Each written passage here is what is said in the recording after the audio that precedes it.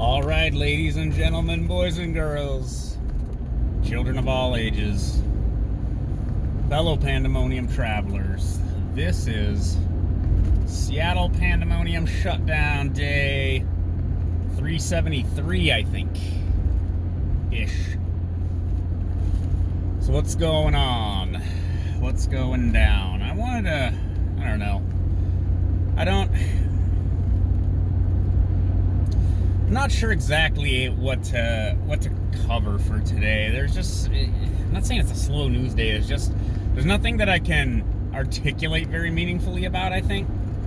But I wanted to talk about the big story, one of the big stories anyway, which is this Washington Post retraction. Now, forgive me, there's a lot of strands in old Duder's head these days, so let me try to articulate this. So back right before, or right after the election, actually, with allegations of voter fraud, the Washington Post reported that Donald Trump pressured the Attorney General of Georgia to find the fraud.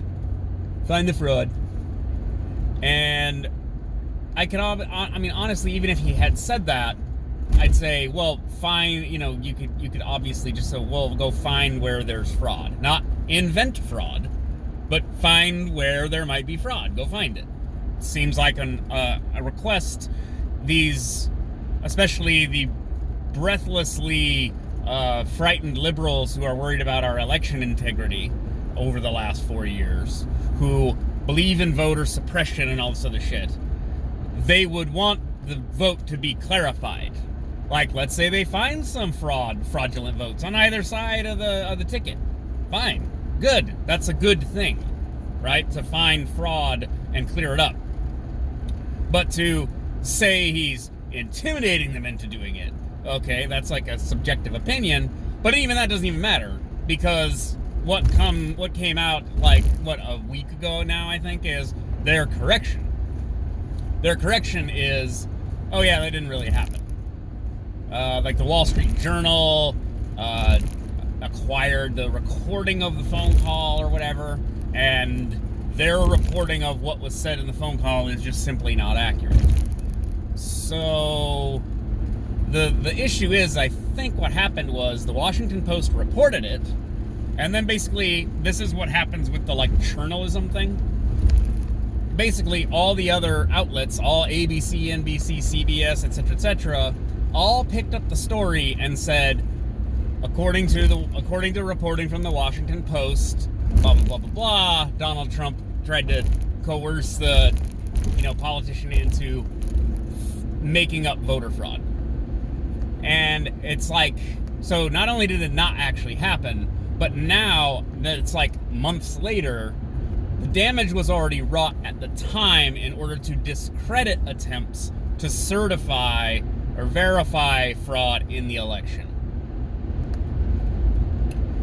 And then you expect someone like me to think that our news or media, they are not in fact the enemy of the people.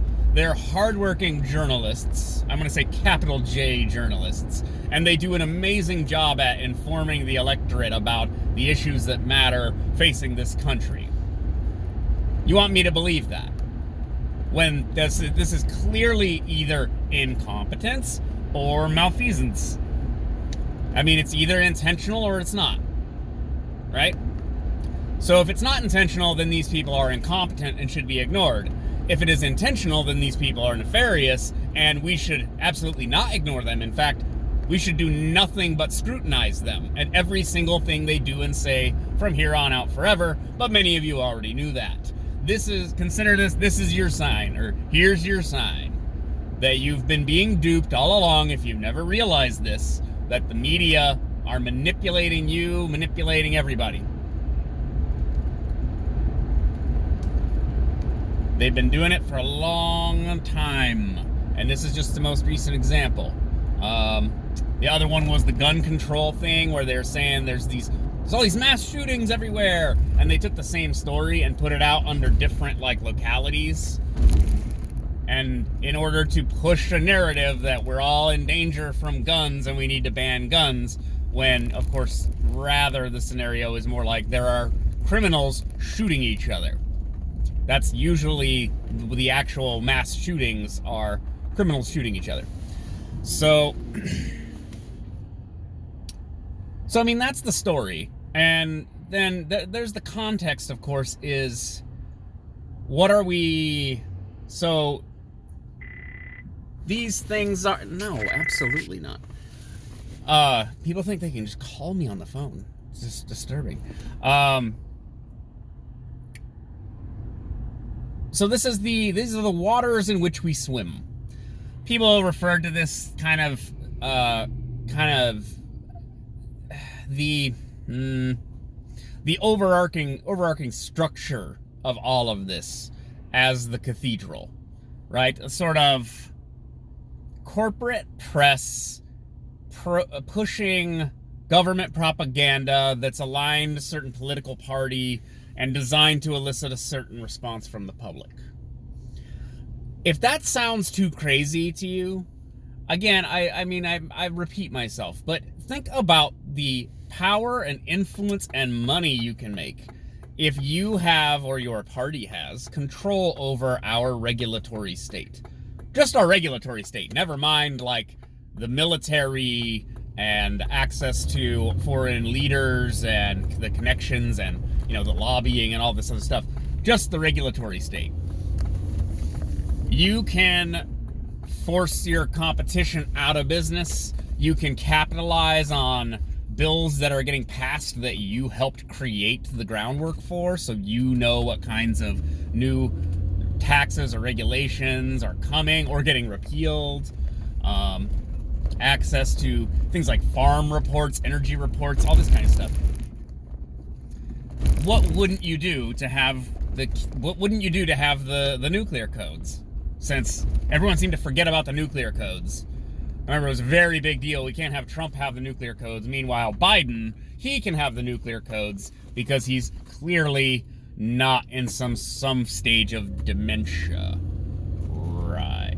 So this is kind of where we're at, and people say that I'm kind of cynical, which I find funny because I think they're naive. Because it doesn't take much like game theory thinking, like strategy, to think, well, what would I do to have, you know, look what people do to get in movies. Women, beautiful, gorgeous women, had sex with Harvey Weinstein in order to start a career in film. What would you do to convince millions and millions of people to vote for your party?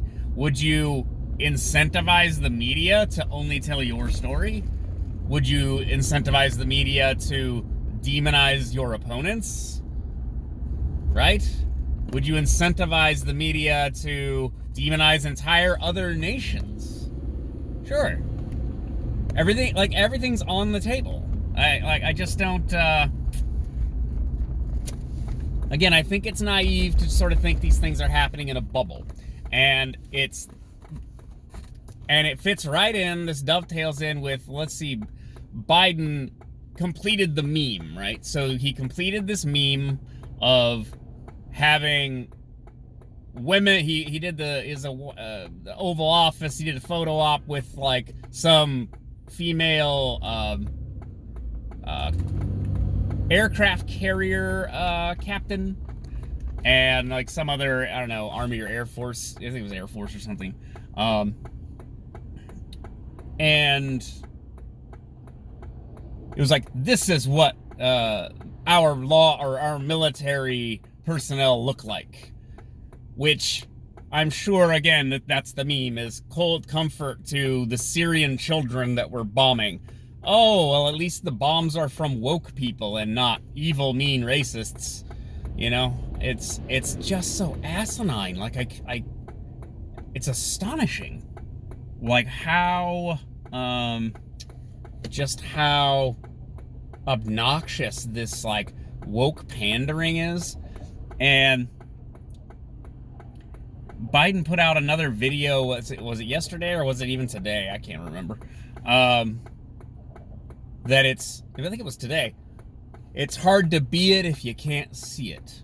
And this is about representation in whatever, I guess government or something. So the concept of representation when it comes to, I don't know, race and gender and stuff doesn't really make any sense to me, because someone's always the first person to do something. It doesn't mean if I don't, quite literally, you don't have to see someone else do something in order to do it. That's literally that's like the antithesis of the human story. Like, the human story is people just doing stuff. You don't have to see somebody else do something in order to... it's good art, though.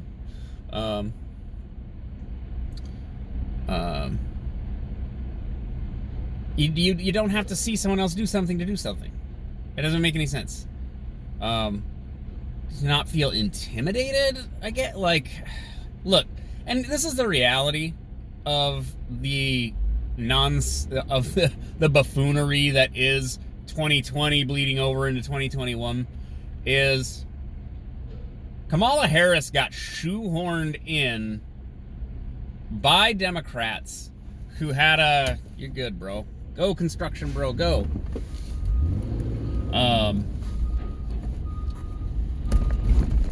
She was rejected in the primaries. No one liked her. She's got that kind of Hillary Clinton level of unlikability, and there was justified criticism of her that made her, disqualified. She got shoehorned in for some kind of bizarre, identity politics reasons. I guess I shouldn't say bizarre, I should say predictable. And it's just so strange. It's so strange. I didn't feel yeah, we got Trump in the White House. He's a white guy. He's like me, and we're gonna do white guy stuff as a country now. Same with Joe Biden. It's he's an old white man. Supposedly, these old white men are in the tank for, I don't know, younger white men like myself, and I could not feel further from the truth. That could not be further from the truth. Joe Biden's looking out for Joe Biden. He ain't looking out for me because we're both white. In fact, he seems to actively be trying to just not be white, to be as unwhite as possible, which is just cringy to watch. It's he was for school segregation stuff. I don't understand, there's evolved thinking and whatnot, but still, it's just a little much for me to take this seriously and think of this in serious terms of policy and stuff. So either this is all just media noise to make, just to say stupid stuff and, I don't know, get people like me to talk about that instead of the actual policy. But I have talked about a little bit of policy. HR 8, talk about stimulus. I've talked about the stimulus. It is what it is. The federal government is forcing Americans to take dollars. That's what's happening. Is it because there's going to be hyperinflation and they have to get rid of these dollars? I don't know. I'm not an economist. I'm not quite sure how all this stuff actually plays out in terms of the actual, markets and actual economy. But we're certainly all being forced to take dollars. You can't opt out of it, as far as I know. You just either qualify or you don't, and a whole lot of people qualify. So, what does hyperinflation look like when it's all electronic? We don't have bundles of cash in wheelbarrows like Weimar Germany. We're just all going to have debit cards, government-issued debit cards we have wheelbarrows full of those. Wheelbarrows full of government stimulus cards. I don't know. See, the way the media has behaved, it's hard to believe anything anymore. It's hard to believe after all the Trump-Russia nonsense and the BlueAnon, I'll just say BlueAnon, There are liberals and Democrats who believe insane things that are not true because they stopped paying attention to the news when they felt satisfied that they had heard the story repeated enough times. It's essentially, I think, what the effect is they just sort of repeat the same narrative over and over again, and then people believe it because people aren't like me. They have real jobs and like kids and obligations and stuff. I cover 7-8 hours of news every day in form of, Twitter, news articles, podcasts, analysis, just all day, every day. I basically just am covering what's going on. So to someone else, I sound like a crazy person. Why don't you like Joe Biden? Well, because he's an empty vessel being propped up like Weekend at Bernie's by a party that clearly says, I'm oppressing people and I'm a problem. This is what they say. They say, I'm occupying positions of power, and that's harmful to non-white people and not men and whatnot. And I assure you, I've struggled about as hard as I think anybody could be expected to, and it's quite condescending to have filthy rich corporatists tell me I'm privileged. How about that? Put that in your pipe and smoke it. What is this, Tuesday? Bye.